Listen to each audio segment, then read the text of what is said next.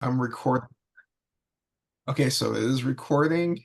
Um, and just for those who are listening now, I am talking to Serena, who she and I were part of this study last year for gifted BIPOC individuals who are also twice exceptional in some way. Um, she is looking for advice in terms of her academic plans. And as I was talking to her, I realized this is actually something that the think tank could probably provide a lot of insight into. So take it away, Serena. It's all you.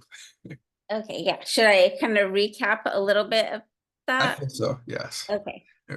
Okay. So, I mean, I can go through this and Sure. of course you can share this as well. Yep. So, this past fall, I just completed the second of the two education specialist credentials that I was working towards, and I'm working on finishing up my master's in special education.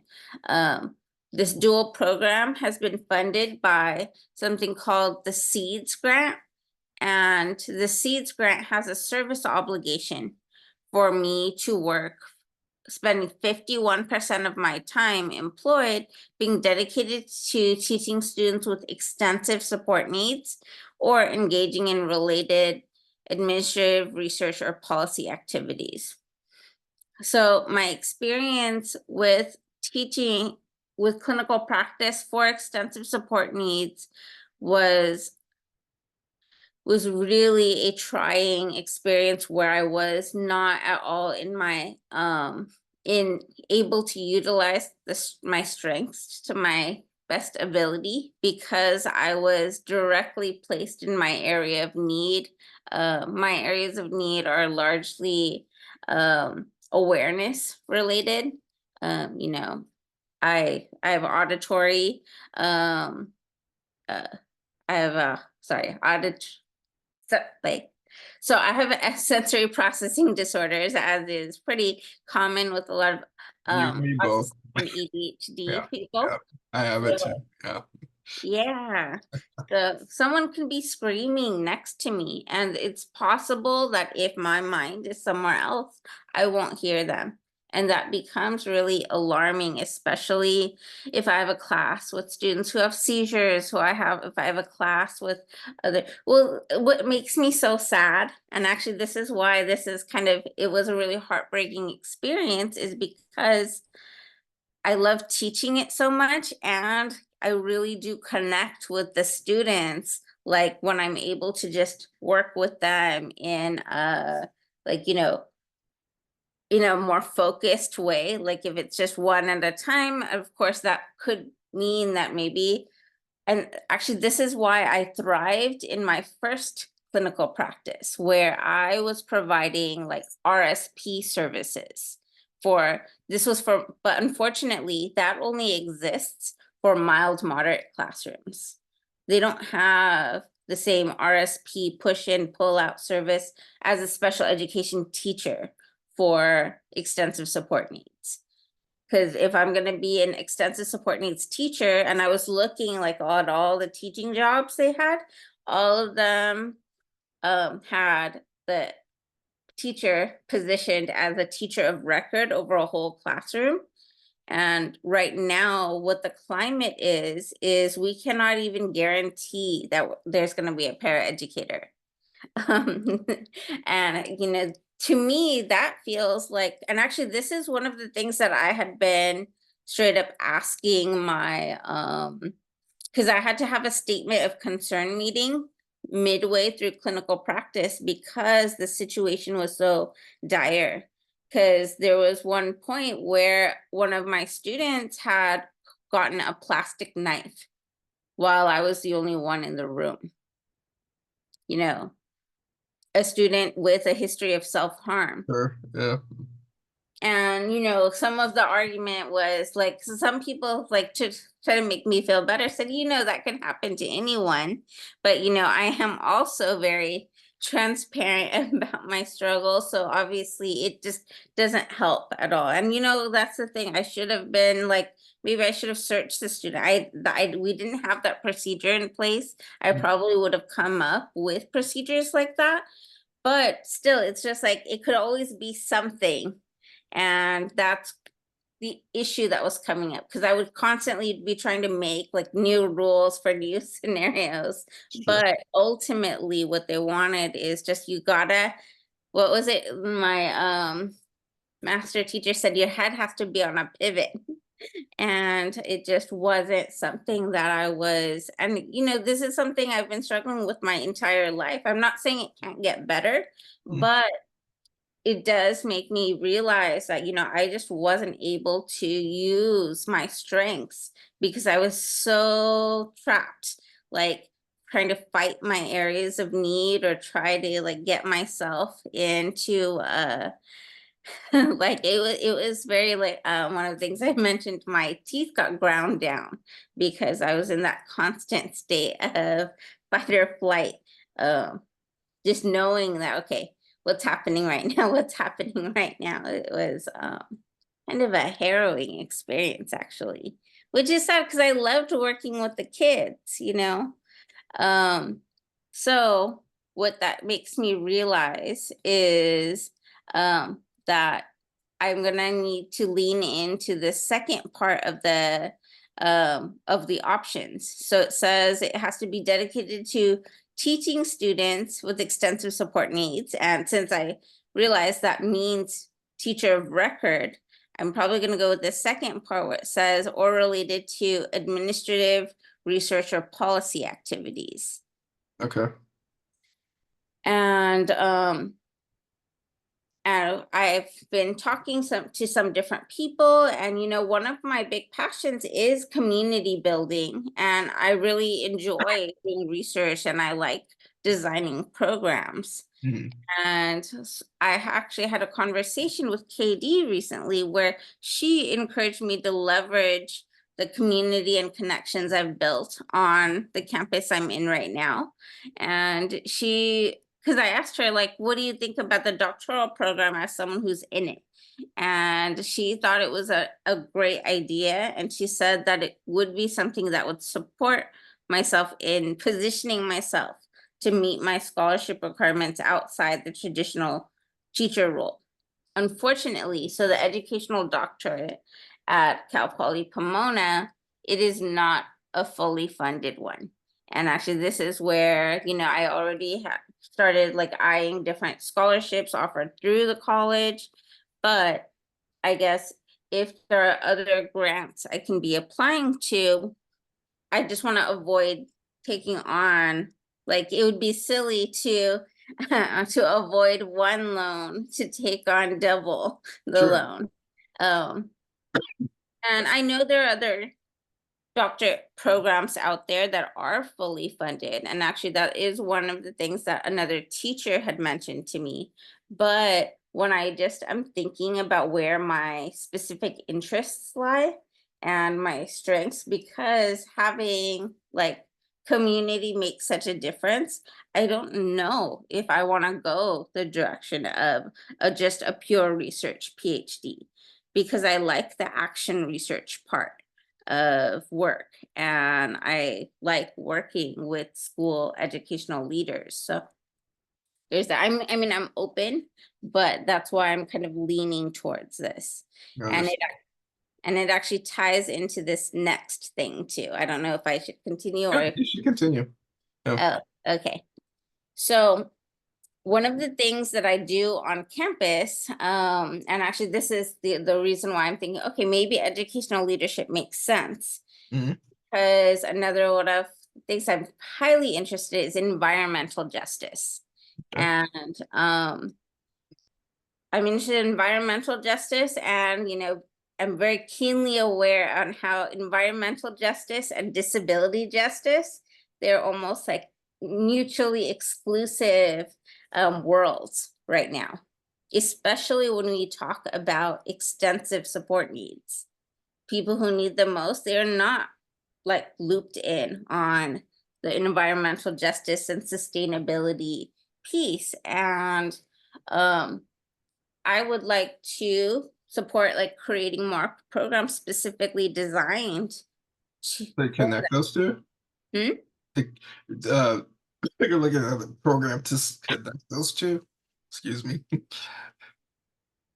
Program to what? To Sorry. connect those two between Yeah. the. Okay, Yes, exactly. gotcha. And it's not so they're not so common, but it does exist. And actually, this is where so what I'm envisioning is a program that supports transition age youth, so 18 to 22, in acquiring life and occupational skills related to sustainability and regenerative action. And I think that there, and actually, this is why I'm coming here, because I think that there's funding out there for both disability work and for environmental justice related things. So hopefully that kind of helps things a bit. And so I've already been involved with something called the Lyle Center on campus.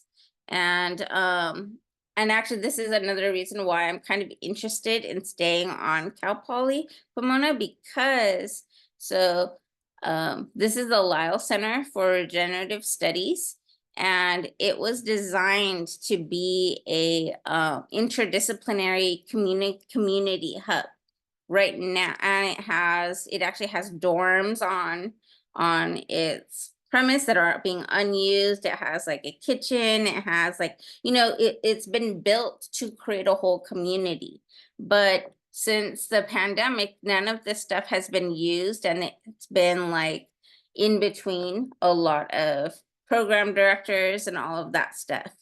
And I've been kind of talking to like the different deans on college, and they're all like interested, but obviously I'm just a master's student, not related, but they would just need like the more of the manpower and all of that to do it. But it's a dream, right? Like, because I've just been having dreams about like, okay, well, what if we got funding for like a pathways program? Because there are pathways programs that exist for 18 to 22-year olds. Actually, UCLA has one where it does involve like living, like having students live on campus, learn certain skills. They take a class, and one of the things is at the Lyle Center, they have a lot of like they've been understaffed. Like it seems like everywhere is understaffed right now. Unfortunately, that is yes. Mhm. Yeah, and so I said, well, what if that was part of their curriculum, is like, maintaining and supporting what they can do. Like, of course, it'll be dependent on like their individual needs, but the other piece that kind of inspires me with this is I have a nonprofit exists called the Growing Hope Project, where an extensive support needs classroom, they actually have their full, like this is, I think, part of their classroom. It's a vertical farm. Let's see. Hmm. Yes. Okay. Yeah. Okay. Yeah. This is my friend's classroom right here. This is actually his class for extensive support needs 18 to 22 classroom. It's like, okay, well, look, this is something that exists in the world, and there needs to be more of that. And like, what if we can do something? And with the master's project that I want to do is involves figuring out, I mean, not master's project. If I do the Doctoral program educational doctoral program, I think it would be on community building of this type. with the focus of finding that intersection Mhm. of environmental and disability, but also, Community building or yeah, like, it's building that yeah, it's building the community, and it's also, I mean, not to sound very hippie-ish, but it's finding a way to heal the earth yeah, using to contribute our resources and our mental skills towards that, yeah. um, to do something innovative. Okay. I actually think that's a cool idea, and there's no such thing as a dream too big, in Mhm. my opinion. A lot of our members, they have really big, ambitious dreams. So, and we're a lot of them have worked towards making them reality. So maybe we can help come up with some type of roadmap potentially, Yeah. for And I you. know these are two different things, really. Like one is like the funding, and then this second one, actually, I've been kind of talking to. I like if you think these are both things that we can collaborate on together. I would bring on like my other people who are interested in working with this. If it's all right with you, I'm gonna ask you some questions. Yeah. And for those who are listening to this, apologies for coughing. I'm still dealing with the medical procedure with the throat ulcer, so fun times. Um, I'm sometimes I miss social cues. Sometimes I actually spot the ones that no one else seems to notice in the room. Mhm. To me, it seems like the second project is where your heart is. You get more animated from what I'm seeing, and I could be wrong, Mhm. but is it correct to say that you're more interested in you feel a stronger connection with the second project than with the first one? Or which one, if you had to pick one to pursue, which one do you feel more dialed into and connected toward if you had to focus all your time and energy to make it happen? Oh, hmm.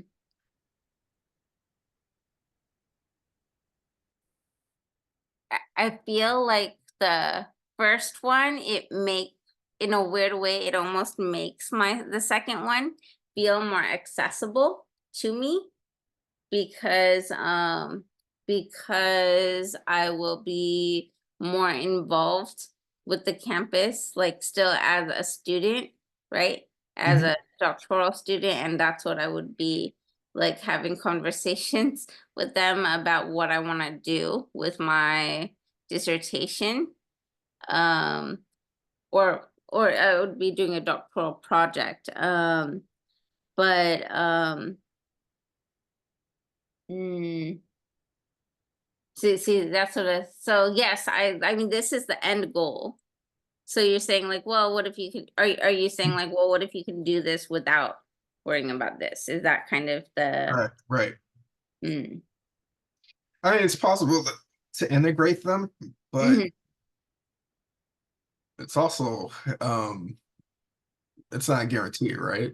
mhm. So, which one do you want to invest most of your time and energy into? Which I mean, it obviously you care about both. You wouldn't be bringing them up, but Yeah.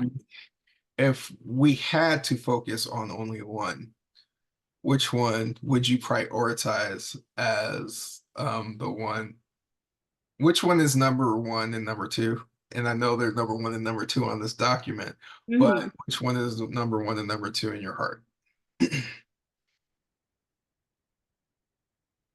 I think so. Timeline wise, I would want to get this done first, Okay. but yes, this is end goal. Okay. But So, okay, then if that's the case, we're gonna prioritize, we being like Elysian will prioritize number one. Would it help? Because I remember you saying earlier about number one that you don't have an inclination to do just research, like a research PhD.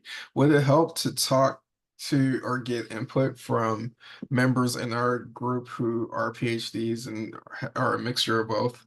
And they yeah, can tell you their personal experiences of like the pros and cons and the things they don't tell you about in yes, college. that would be helpful because Okay. yeah, I mean, I know I've read or I've got heard mixed things from people, like some people saying that, people don't take an an EdD as seriously, whereas some people say, well, that's just silly. And like, obviously 3 years versus 5 to 7 is its own thing. And then some people saying, oh, the ableism is really bad in a PhD program. Like, it's, yeah. So yes, consultation is definitely. What are your concerns? Because you actually just listed quite a few. You mentioned ableism. You mentioned the reputation about EDDs versus or EdDs versus PhDs. You Mm, mentioned the timeline for for doctoral programs, 3 years versus a 5 to 7. mhm, What else are of concerns that you're like the income that you can expect? yeah. Anything else? um Income that I can expect, and then of course just the whole goal is to not incur loans Sure. with this. And actually, on that note, one of the things that I even started looking at is like, okay, what does employment look like on campus? Mhm. Is that an option to like get this price lower? Okay. And actually, so I'm president of the college I'm part of is the College of Education and Integrative Studies. Mhm. I'm currently the SACE like SACE. So I'm president of student council for my college. Okay. And um, and I guess that's another part of it is I would probably continue. And so some of what I've been doing is like I was actually part of writing a SPICE grant with a professor Mhm. on developing sustainability and regenerative action learning modules for Okay. that same center. Okay. So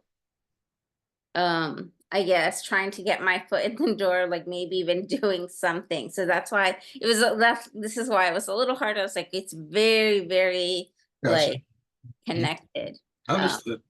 yeah, Again, it's possible they could be done concomitantly, or one could tie into the other, or to yeah, accelerate it. I just don't know if that's the case, and I want to prepare for that yeah. contingency. No, that makes sense. Yes. Um, what's easiest for you in terms of getting feedback? Would you prefer like one email that summarizes what everyone's input is? Would you prefer if people directly reach out to you? What works best for you? Um, I think the best, like I like this, like if I can schedule a meeting Mhm. to receive feedback, if possible. Of course, I understand schedules are Yeah. difficult to coordinate. So No, that's fine. So I think what we can do, it may not be me who, it really depends on if I still have a voice or not. But if not me, then maybe Maria or Shatia or someone else on our staff, they'll consolidate all the feedback that we get from Elysian Trust itself and its various members. And we can go over it and then see where it goes from there. yeah, wow, Uh, thank you so much. And yeah, I'm oh, very open. Like I know I've kind of created like that's just me trying to fit things together. But yeah, if something else makes more sense, it is like I'm open to going that route too. no, yeah, no problem whatsoever. I'll share this document with the collective as well. Mhm. If you could at the bottom of it add any specific questions, so like I need help with bam, bam, bam at the bottom, Mhm.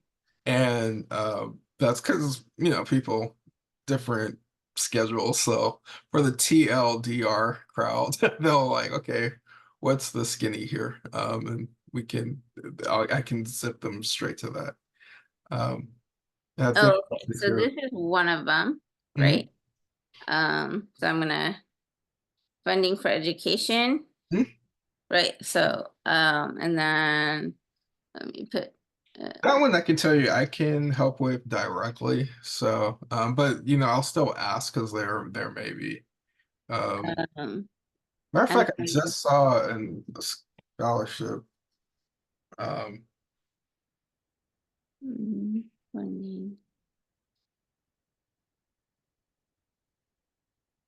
So one education, Mhm. education. So actually I'll put both funding for education and then also um consultation, consultation about doctoral paths, Got it. doctoral Got paths. it. So is that kind of what you Yeah, exactly. think, like, and the things that were mentioned? Yep. E first, PhD, um, and then timeline, Yeah. I imagine that's going to be a fun. ableism, uh, cost, um, and it's like relevance, right? Yeah. Um, and then, um, and then for the second, actually, I have so many ideas about the second one too, already. So, but um, I guess the second one is like, how to integrate it if possible. And Yeah, and actually this is probably the more so yes, it's funding, but it's kind of like pitching too. Like is that something or is Elysian mainly the funding piece or is it kind of a combination of actually both. No, pitching and no. So my department is a fundraising. Mario's department and Satia's department that's more like PR, marketing, all that stuff. And trade does accounting and bookkeeping. So there's different. It's all on the website, but yeah, there's we do offer a variety of things. But I'm I think for this one, what you need more than anything is first to have a sensible plan. So, which is where it would help to just to get the raw brain power from the group itself, and we can yeah. take it from there. I'm not, so this recording is not too long. I'm going to stop recording, Okay. and I thank you for doing this. I'm very curious to see what everyone in the group who chimes in what they have to say. It's going to be fascinating. Okay, All yeah. right, Thank you so much. thank you.